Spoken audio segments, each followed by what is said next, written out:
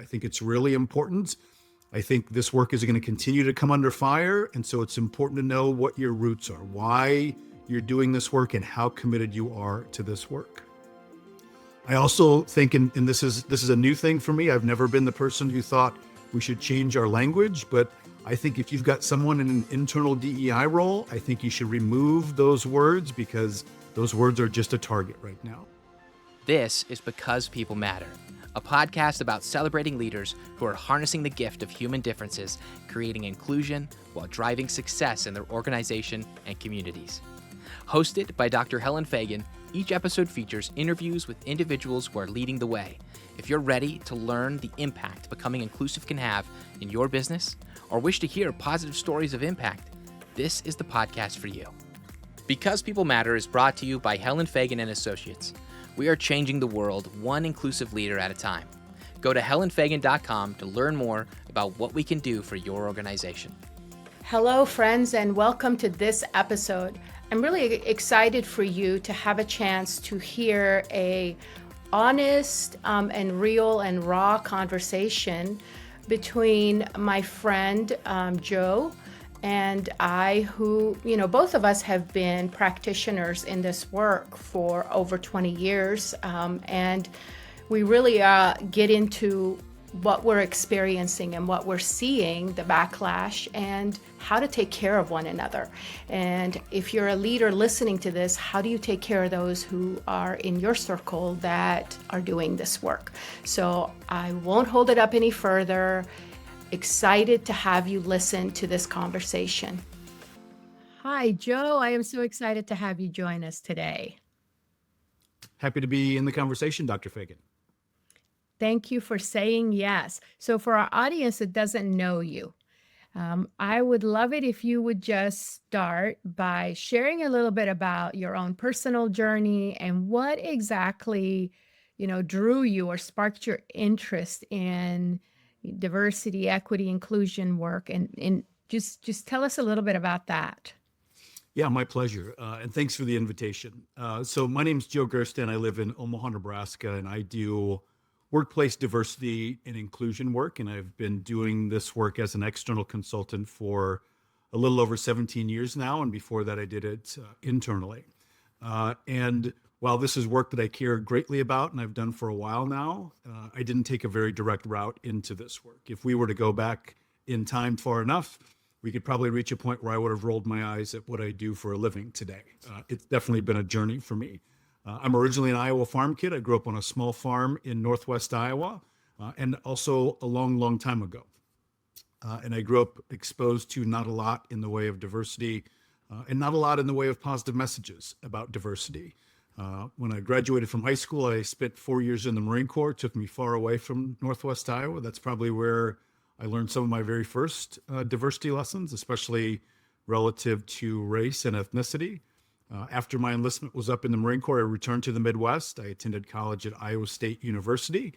I learned some more things about myself and about others while I was in college. And after I graduated college, I spent about the next 4 or 5 years doing sales and sales management in Lincoln, Nebraska, and then in Omaha, Nebraska. And I was kind of professionally unhappy during that period of time and was doing a lot of volunteer work. And the volunteer work that I was doing was kind of intentionally to give me opportunities to continue learning more about myself and learning more about the experiences of others and getting me outside of my comfort zone. I was a big brother for a couple of years. I volunteered at the Boys and Girls Club. I also joined the Speakers Bureau for an organization called Nebraska AIDS Project. And Nebraska AIDS Project is an organization that's headquartered here in Omaha, provides service and support for folks living with HIV and AIDS, and also does HIV prevention education work. And that's the side that I was volunteering on. And that was a pretty powerful experience. It led to me actually going to work for that organization. For a few years, I managed all of their prevention and outreach programs, and that was a life-changing work experience for me. It changed my view of myself. It changed my view of others. I was surrounded by people that were different than I was. I was exposed to a lot of different stories and experiences. And I think that was, there was a lot of other small things that happened along the way, but I think that was kind of one of the big turning points for me. I think while I was working there, I first got some clarity around the fact that this is the kind of work that I wanted to do and started moving in this direction. So that was a pretty important experience for me. Wow. Wow. Joe, I've heard your story a few times. I think this is the first time I've heard that you graduated from Iowa State. I won't hold that against you. Are you a Husker fan now? I'm not. I've been in Nebraska for a long time. I'm still a Cyclone fan, as hard as that can be at times. That's funny because my husband we've been in Nebraska for 32 years now, and he's still a Miami Hurricanes fan. So yeah, he says he will be for life. So how do you think your personal background, your experiences, what you shared about growing up in Iowa, and sometimes hearing those messages that were against, what you do now for a living and some of those things, how do you think that background influenced how you approach inclusive leadership? Well, I think that this idea of being a more inclusive person, being a more inclusive leader, being a more inclusive organization, I think all of these things are journeys. They're an ongoing process of change. Being an inclusive person isn't a destination or a brand or a political affiliation or a set of intentions. It's an ongoing process of change. It involves a certain amount of reflection. It involves getting to know people that are different from you and sometimes being informed by those experiences. So I think the longer I've done this work, the more that I've relied on my own story and tried to share that story with other folks towards the direction of helping them inviting themselves to do a little bit of the same. They all came from different places than I came from, but they came from a place. And I think we absorb a lot of things growing up from the people around us. We're taught things about people like us. We're taught things about people unlike us. And so I think it's important as we go through life to reflect on those stories, reflect on those experiences, continue to gather more information about ourselves and about others. So I do try to share that story with leaders. And like I said, hopefully inviting them to do a little bit of the same. Yeah, yeah. I love that, because I feel like you can't know how you lead until you know who you are. And how those experiences that you've had have really shaped you, and sometimes not in a positive way, right? So, and being honest, being courageous enough with ourselves to go, whoa, wait a minute, that attitude is not leading in the direction I want to go. So, yeah, yeah. So, you talked about the idea of sharing this with leaders and helping them to do the reflection. In your view, what exactly does it mean for these leaders to be inclusive? And they are on a journey. What are some action steps that you try to give them or pass on to them to get them to invite them into the journey, I guess? Yeah, so I think in my mind, this idea of inclusive leadership, and really I think we can just call it leadership in a world where everyone that you lead is going to be different from you and different from each other. I really think it's just human informed leadership that we're talking about. But we sometimes use the language of inclusive leadership. And I really think about four different buckets of competencies. I think one of the first buckets that I think about is I think there needs to be a certain amount of self-awareness involved. I think leaders need to be able to reflect on their own experience. I think they need to have clarity on their own identity and the role that their identity plays in how they experience the world. I think they need to have some clarity around why this work matters to them, aside from the formal business case, why this idea of inclusion matters to them as a human being.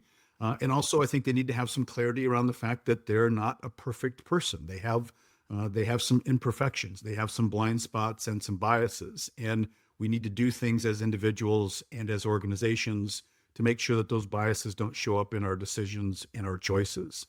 I think the second bucket of competencies or behaviors that I think about are focused on how we interact with other people. I think leaders have a certain amount of comfort and confidence talking about difference, working with and in communication with people that are different from them. And I think they're proactive about inviting the inputs, the insights, and learning about the experiences of others. The third bucket of competencies or behaviors that I think about is very much on the team level. I think leaders have to be good at leveraging the thinking of diverse teams. They have to be good at proving that it's safe to be different. They have to be good at proving that it's safe to tell the truth to each other. I think they create psychological safety. They set clear expectations and positive norms. And then the fourth bundle of things that I think about are kind of on the level of stewardship. They do know what the organizational justification or business case for this work is. They're willing to make clear and public and specific commitments. They're willing to hold themselves accountable. They're willing to hold other folks accountable, and they support the organizational efforts. I think all of those play a role in this idea of inclusive leadership. But I think a lot of folks still think it's about what kind of person you are or what your intentions are. And intentions are not enough and words are not enough. If you want to be an inclusive leader, you need to be able to say, and these are the things that I do. These are the things that I do to prove that it's safe to be different. These are the things that I do to create psychological safety, to keep my biases in check. And I think there's still a lot of room for opportunity there. Yeah, yeah. It's interesting that you talked about self-awareness as being kind of the starting point. In a study that we did, that we published, we looked at those attributes. What makes leaders that are inclusive different than others? And that level of self-awareness. And it's not, I say it's not self-awareness like I like fall better than winter. It's self-awareness that really requires deep introspection. And that deep introspection sometimes, well, it's really not rewarded in most environments. So unless the leader can see a direct link between that depth of introspection and how they show up to their team, to your point, as that third bucket, it's going to elude them as to what impact they have on their team. So that's great stuff. Just really insightful stuff. So many leaders, though, they really struggle with that deep work. And the deep work is essential to fostering inclusivity. Especially, I feel like in a digital or hybrid environment where, I might be working with someone who's halfway across the world, but I know in 45 minutes I'm going to get off this Zoom call and I don't have to adjust to anything else, right? So why go deep? So what have you observed in that regard? And in terms of really leaders' willingness to put in the work? Yeah, I think that following in the year or so following the murder of George Floyd, I think I saw an unprecedented amount of senior leaders willing to do some deep work. Executive teams and executive leaders setting aside some real time and effort. I think there was a greater awareness that they had work to do. They couldn't just say the right things. They had to actually do some of that reflection, some of that sharing. And I think a lot of that has now gone away. And I don't think, not just in this work, but in general, I don't think we do a great job in the workplace of making time for deep work and for prioritizing it and rewarding it. And I think it's some of the most important work that we have to do, especially as senior leaders. And I think being in remote and hybrid workplaces only makes that more important, and it also makes it a little bit more difficult. I think leaders have to set aside even more time and more energy to do that deep work in understanding themselves and having their own self-awareness, but also in that relationship building part of it. I think when you've got distributed teams and hybrid teams, the relationship building is, like I said, even more important, and it's even more difficult. I think it probably takes two or three times the amount of time and energy to do that deep work when we're working in a virtual environment. There's probably some pros and some cons to virtual teams and to hybrid work. But for the work that you and I do, I think a lot of it is downside and takes even that much more intention and consistency and time and effort. Yeah. And especially, earlier when you and I were talking, you were talking about those early in their careers, how much more they need that inclusive practice to be modeled for them and to observe that. And so tell us a little bit about, why when we're starting out in our career, it's even more so important to be present with others to learn from them. Yeah, I don't know that I've seen the data on this, but one of the narratives that I hear pretty consistently is that it's the folks that are a little bit newer into the workforce that are the most reluctant to come back to the workplace. And on one level, I get that. I would probably be one of those people too, but I think they are the ones that probably have some of the most to gain from being in the workplace, being in the right time at the right place, bumping into a coworker or a boss or their boss's boss in the break room. I think those opportunities are the most advantageous to folks that are newer in their career. There's a lot of serendipity that happens, conversations that happen in the break room and in the cafeteria and in the hallway. And when you're remote, almost none of that happens. All of your interactions are kind of planned and scheduled. There's none of that accidental stuff. You happen to be in the right place at the right time and get a unique opportunity. And so I would encourage those folks to really think about that and to seek out some of those opportunities to be in the workplace, to be in proximity to peers and people in other departments, and to overhear things and to end up in accidental conversations.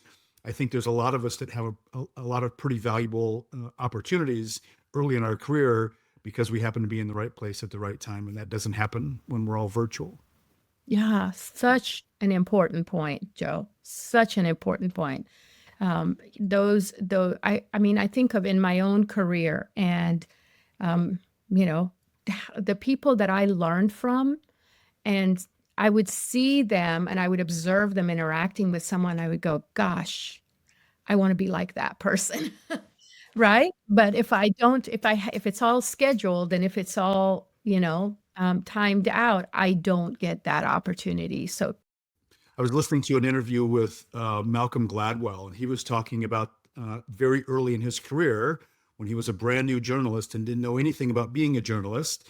Bob Woodward was working right across the walkway from him. He overheard those conversations and he got to watch Bob Woodward at work. And none of that would have happened if he would have been completely remote. And so I think, again, there's probably some opportunity for all of us, but I think it's especially those of us that are newest in our career that have the most to gain from that. That doesn't mean that everybody needs to be in the workplace from 9 to 5, 5 days a week. But I think for folks that are newer in their career, the more they put themselves in proximity to other people, the more they're going to benefit from that. yeah, yeah. One organization that I've been working with, Joe, to your point, it doesn't need to be 9 to 5, 5 days a week. What they do is on Monday and on Friday, everybody's in the office. Tuesday, Wednesday, Thursday, you have the option to work remote or be in the office. But even if you're remote, you're in the office Monday and Friday. And they co-created that. It wasn't like the senior leadership came up with it. It was the employees and the leadership that came up with what would it look like for us, post-COVID? What do we want this to look like? And I love that. I love that the leadership would open it up to the employees to say, what do you need? And those young individuals working in the organization are getting such a great opportunity to learn from one another. I like that model. I like that there's a couple of days a week where everyone is in the workplace. I had a couple of clients who had, I think, 2 or 3 days a week were required to be in the workplace, but everybody got to choose their own 2 or 3 days. So there was never any day of the week where the workplace was full. So the workplace always felt a little bit weird, and there wasn't as much proximity. There was more silence and more space and more openness.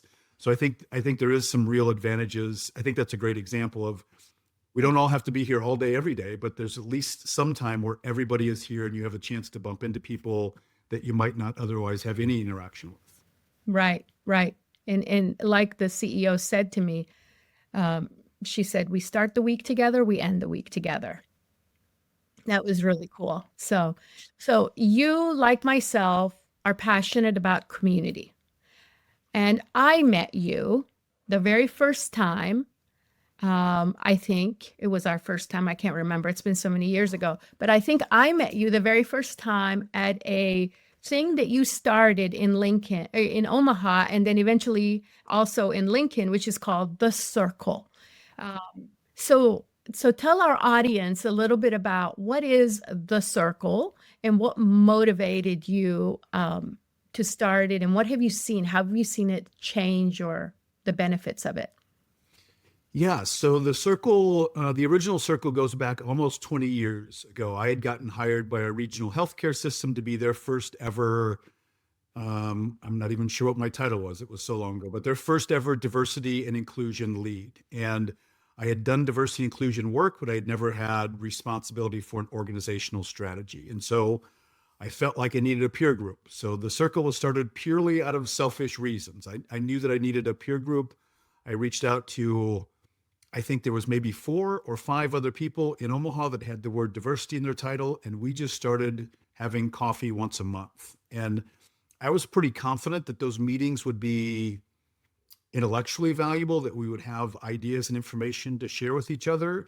The thing that I didn't see coming was how, I don't even know what the right word is, maybe psychologically beneficial it was, because we all kind of understood each other's situation. And this was 20 years ago, but it's still kind of largely true today that people that have organizational diversity and inclusion roles are oftentimes isolated in their organization. They're oftentimes misunderstood in their organization. There are people in their organization that are angry that their job exists. They're oftentimes under-resourced and under-informed, and we don't really do that to people in other jobs. And people in your organization oftentimes don't really understand and can't appreciate the situation that you're in. We kind of understood each other's situation. And that's been, I think, as valuable part of the circle as the ideas and the information and the experience. And so the circle has continued since then. And it was 5 or 6 of us in the beginning. And I think the Omaha group has 250 people on the email list, and we have 60 that show up to our monthly meetings. And we started a group in Lincoln 10 years ago-ish, I'm guessing right now. And that group's a little bit smaller and a little bit different, but we get together and we share ideas and information, and we support each other and we encourage each other. And it's a pretty safe and a pretty valuable experience. And I don't really know how to explain it. We don't really even have any ground rules, but it's a really supportive group. They're very sharing, and they take very good care of each other. And that's pretty important. This work has, to some degree, been under attack for, I would say, close to a couple of years now, and that attack is only going to get more aggressive moving forward. So I think it's super important for practitioners to be in community, whether they're in-person communities or virtual communities, that they know each other, that they're sharing ideas and information and supporting each other, because I think it can be, if you're an internal practitioner, it can be a pretty lonely role oftentimes. Yeah. It's important to have your people. Yeah, yeah. It's so good. So good. I remember when I started the programs at Bryan Health in the 90s, I knew of 2 other people in Lincoln that did that job, similar to mine. One was with Lincoln Public Schools, one was with Southeast Community College at the time. And then I eventually met a third person who was at University of Nebraska, Lincoln. And we would get together every once in a while and just, how are you doing? That kind of thing for lunch. So I love that you've created this. So for any of our audience that's either in the Omaha surrounding area or Lincoln surrounding area, would you mind sharing kind of the days, times, so that people can join? Yeah, absolutely. So the Lincoln Circle, we meet on the first Friday of every month from 9 o'clock to 10:30. And the Lincoln Circle meets every time at the Lincoln Chamber of Commerce. And it's open to anybody who's interested in this work. The Omaha Circle meets on the 3rd Friday of the month from 9 to 10:30. And that group does move around from month to month. We have different organizations that host our meeting. But I'm happy to share, if you'll just get your email address to me, or I'm not sure what the best way to do that is, I'd be happy to add anybody to the email list. Yeah, absolutely. At the end, we'll ask, we'll get your info and we'll put it in the podcast so people can find that information later. Thank you so much. Thank you for your foresight in creating the circle and your diligence in keeping it going for 20 years, and just being the person that creates that community for others. You are spot on that we need each other, especially in this season where there's a lot of pushback on that. So for those DEI practitioners that are out there, what do you think, besides organizations like the Circle to participate in, how can other leaders in the organization support that individual or the individuals that are doing those positions, so that there's not burnout? Because we do know that there's a high rate of burnout for DEI practitioners. Yeah, I think especially the past year, we've seen a lot of folks turn over and even leave the profession. It's been a pretty grueling run. I think there's a few things that come to mind. I think one of the most important things that senior leaders can do is to make sure that they do a little bit of a gut check and have some real clarity on what their commitment to this work is and why they care about it. I think it's really important. I think this work is going to continue to come under fire. And so it's important to know what your roots are, why you're doing this work, and how committed you are to this work.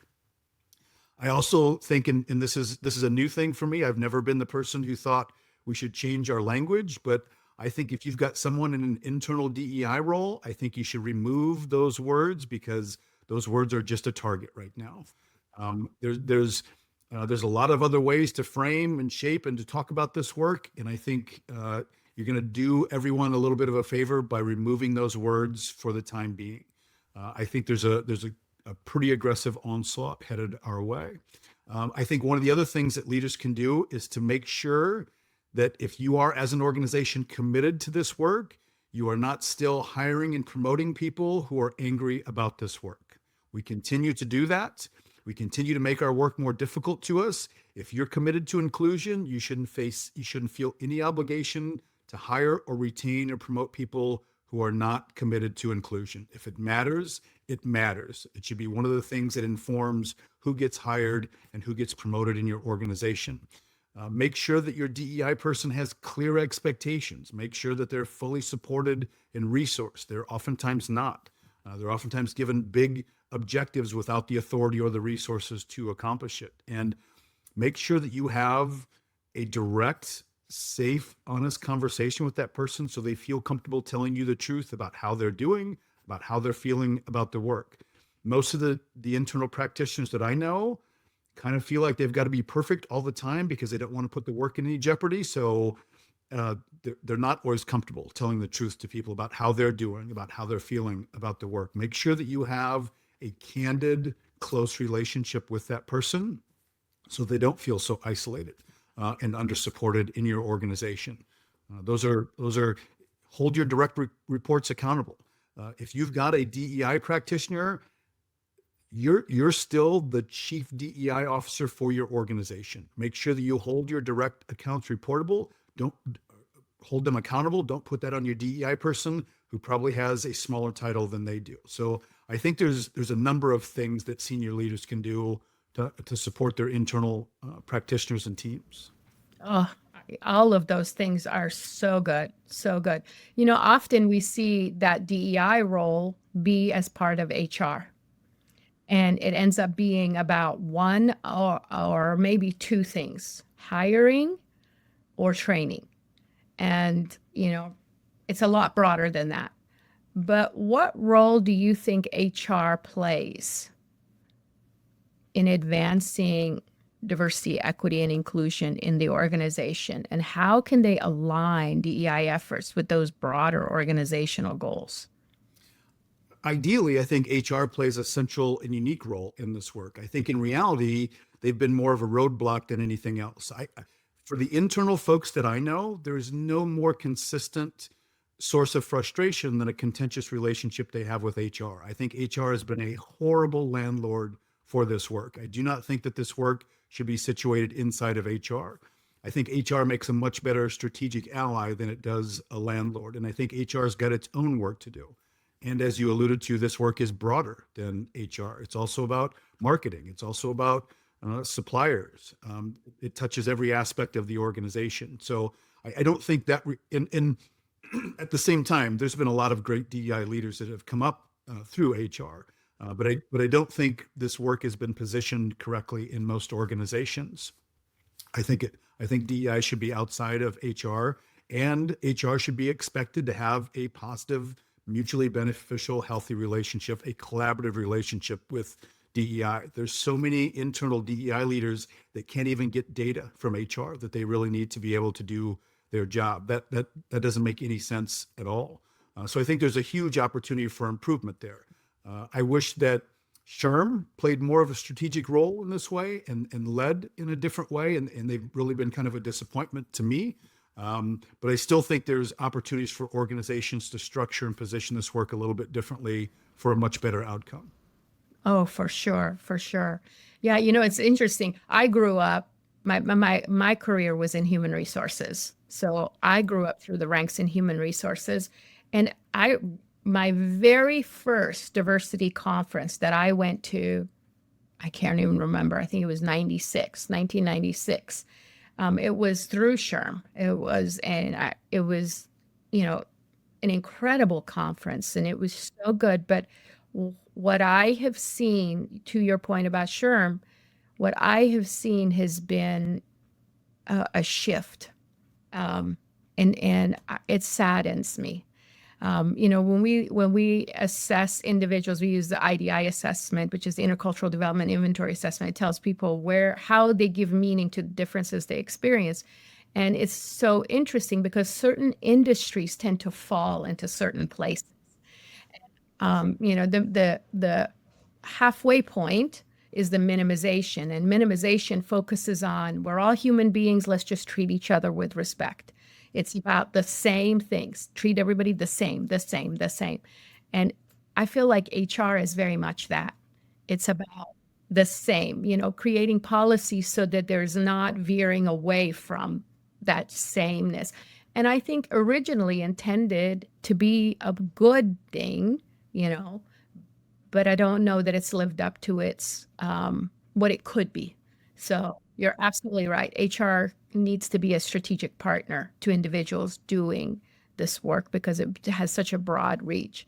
So you also mentioned, and I agree with you, that DEI is facing a lot of backlash in the public sphere. So how do you approach discussions like this that may be with organizations who are like at different stages of understanding what exactly does this mean? How do you go about helping them, you know, kind of go from zero to something sustainable? So one of the things that I try to do with organizations that I partner with is to start by developing a common language. We're at a really interesting point in time where if I ask people, most people, what they mean when they say diversity or inclusion or equity, they don't have a very clear and concise answer, but they've got feelings about it.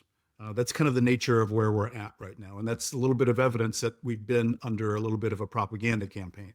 So a whole bunch of people that are angry about this work that can't explain what it is, even can't explain what the words are. And so one of the things that I try to help organizations do is to delineate themselves from this conversation that we're having publicly about this work and make sure that they have a common language. Regardless of what you hear out there on your podcast or your cable news network, when we say diversity in this building, when we say inclusion, when we say equity in this building, this is exactly and specifically what we mean. Clear and concise definitions. Excuse me. And even those of us that do this work haven't really done a very good job of doing that. A lot of times when I talk to other practitioners, I say, what do you mean when you say inclusion? I get kind of a warm, fuzzy word salad. It doesn't really make a lot of sense on its own. It's full of a lot of nice words, but it doesn't really stand on its own. It's not a clear and concise definition. And so I try to help organizations, excuse me, put some clear and concise definitions in place, some logical definitions, so we can tell those things apart from each other, so we know whether it's a noun or a verb. And that language helps us think a little bit about what progress and success looks like. And then make sure that as we start to have conversations about this work, they're anchored in those definitions. We separate ourselves from the conversation that's going on out in the world. And I don't think that conversation is of value to anybody in any way, shape, or form. I try to help them focus on putting that common language in place, making sure their conversations are anchored in that common language. And then as we start to talk about our tactics and our strategies and our metrics, that they're all anchored in those definitions, that they're logically aligned with those definitions. And then we also identify the behaviors that go into that. If we have a definition of what it means to be included here, then we can work backwards from that and say, and these are the behaviors that go into that. These are what we need employees to do, and these are the things that we need leaders to do. And that becomes a powerful way to bring some accountability into the conversation. A lot of organizations say we don't know how to hold people accountable. If you set some behavioral expectations, it's really easy to hold people accountable if you want to. But for some reason, we seem to be kind of reluctant to getting there. But I think that language piece is really, really important. It's not super exciting work. It's kind of difficult and frustrating. We've got to argue and think about words and meaning, but I think that becomes the foundation for everything else that you do. Without some shared definitions, without a common language, I don't know how you can have logical and honest and safe and actionable conversations. I just don't, especially today when there's so much emotion around these words. You and I have both talked to a whole bunch of people that are either terrified or angry about DEI, but they don't know what it is. They can't tell you what the work looks like. They can't tell you what program or project or principle they're angry or scared about, but they know that it's bad. One of the ways we get rid of that is we make sure that in our organization, we've got a common language. Some of these things are big, complex topics. They can mean different things to different people, but I think to have a logical organizational approach, you've got to have that common language. I think that's incredibly important. So good. And you are so right. If we are speaking different, if what we're taking away from what it means to be diverse or what it means to be an equitable organization or inclusive organization, if we're not speaking that same language, it's really hard to decide on a strategy or a tactic and a metric. And I think a lot of organizations just copy what other organizations are doing. I think DEI efforts should look very, very different.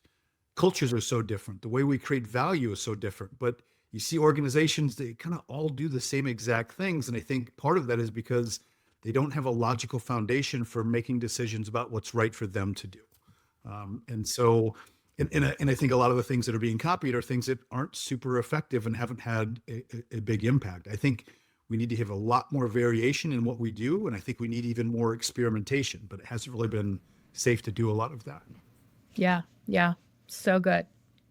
So, the backlash, the political events, the social events, all of that impact the emotional well-being of so many people, and especially DEI practitioners.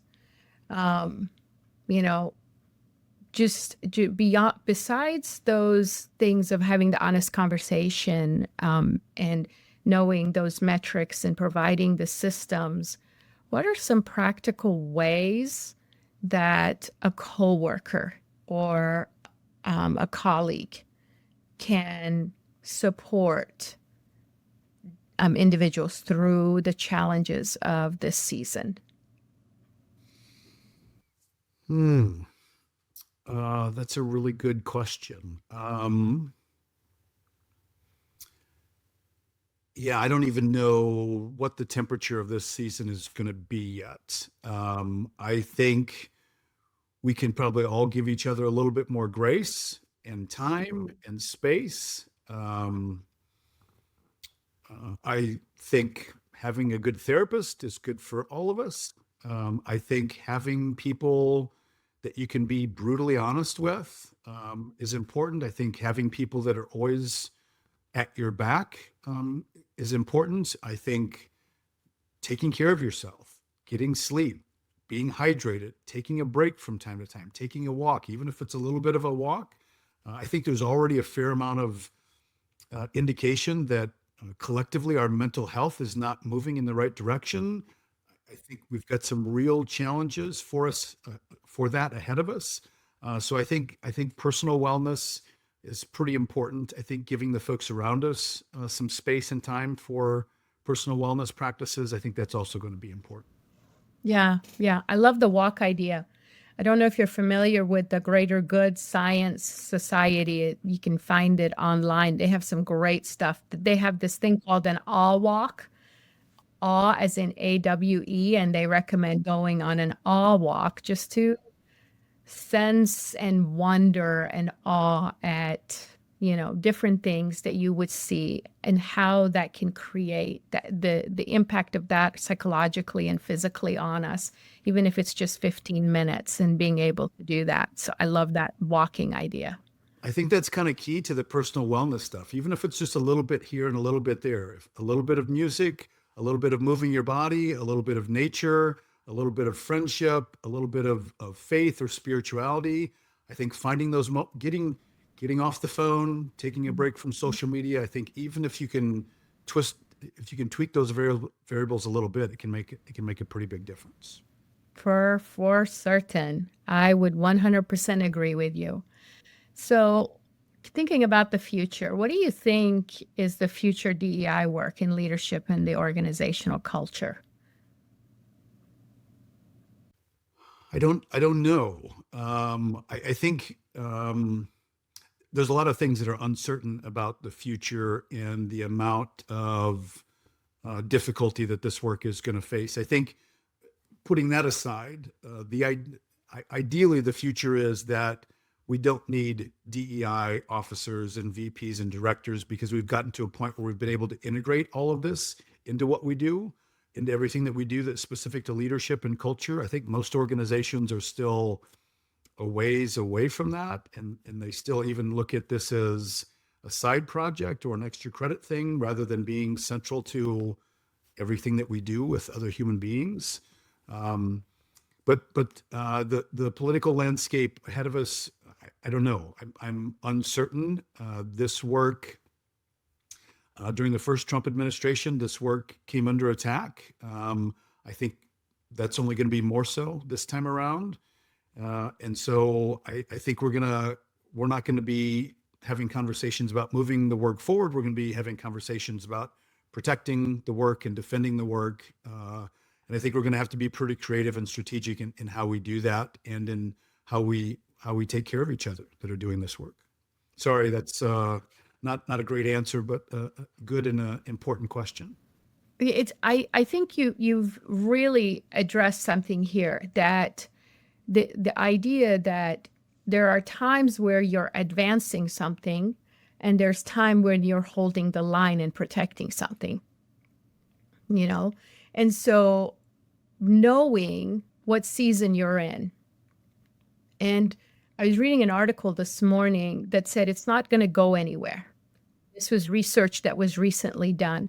Even though people's attitudes, Pew Research just published something that said, it was like 57% in 2023 thought DEI was good. Now it's down to 51%. And the idea of it being a bad thing went from like 21 to 25%. In 1 year. And so there is that. And again, that's, the propaganda and the communication that is happening around that. And so our job is to protect it and to educate. One of the things I heard a astrophysicist who was the head of DEI at Reed College in Oregon about 10 years ago. I heard her speak, and she said, I tell my physics students, my intro to physics students, a problem worthy of attack will fight back. And her message in her talk was, this is a problem that is worthy of attack because it is about addressing something to do with humans, human beings, and it will fight back. So be prepared for the fight back. And I've thought about those words. And in my experience, I've reflected on this over the last couple of weeks a lot. In my experience, when momentum gets strong, resistance gets strong, right? So there has been, because I've thought about this, I've been doing this work for 30 years. Have I done any good? what good has it done? How has it helped our world any better? And I could lean into the it hasn't done anything look as what's happening, but I choose to see it from the other side and say, because of the good it is doing, the momentum it is gaining, it is reaching that pushback. So going back to the astrophysicist, and so the resistance, to your point, protect it, whatever is necessary, and protect yourself in the journey, and protect those around you who you know that are doing this work as well. Yeah, no, I appreciate that story. I think this is an opportunity for us to be creative. I think we've been sloppy in this work. I think we've been a little sloppy with our language and our logic. I don't think we've been super consistent, and some of that's because it's a relatively new field. This work hasn't been around for over a century the way that the practice of management has. And management is still done poorly every day all over the place. But that's a different conversation. But I do think this pressure, there's going to be good things that come out of this pressure. This work is probably going to look profoundly different 5 years from now than it does today. There's new people and new professions that are coming into this work. There's finally some new technology and some new expertise coming into this work. I do think this pressure, there's going to be good things that come out of this. This work is going to evolve because of the resistance that it's going to face. Yeah, yeah. So, Joe, one fun question for you. What do you do when you're not doing this work? What kind of fills you? I'm just curious. Oh, I don't have a super interesting answer to that. I've always been a reader. I'm usually reading somewhere between 1 and 6 books at any given time.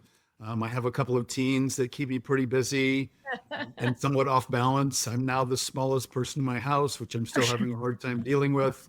I love to travel. I love nature.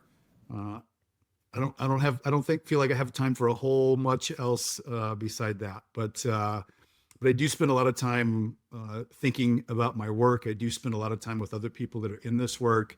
Mm-hmm. I'm so honored to have found this. Mm-hmm. Yeah, yeah, yeah. Well, thank you so much. I know those teenagers can keep you pretty busy. Indeed. Yeah, you will survive it. I promise you, you will survive it. And eventually their brains do come back. I have 30-year-olds who are now like, Mom, you're so smart. I'm looking forward to that day. Thank you so much. Thank you for your commitment to this work, Joe, and thank you for the community you've created, and thank you for all that you do. I am sure grateful to have you in my circle. And I'm grateful for you. Thank you, Dr. Fagan. Have a wonderful rest of your week. This has been Because People Matter, a podcast about celebrating leaders who are harnessing the gift of human differences, creating inclusion while driving success in their organization and communities. You can find links to any resources mentioned in today's show notes. If you enjoyed this episode, be sure to subscribe and leave us a 5-star review. Thank you for listening. Because People Matter is brought to you by Helen Fagan and Associates. We are changing the world one inclusive leader at a time. Go to helenfagan.com to learn more about what we can do for your organization.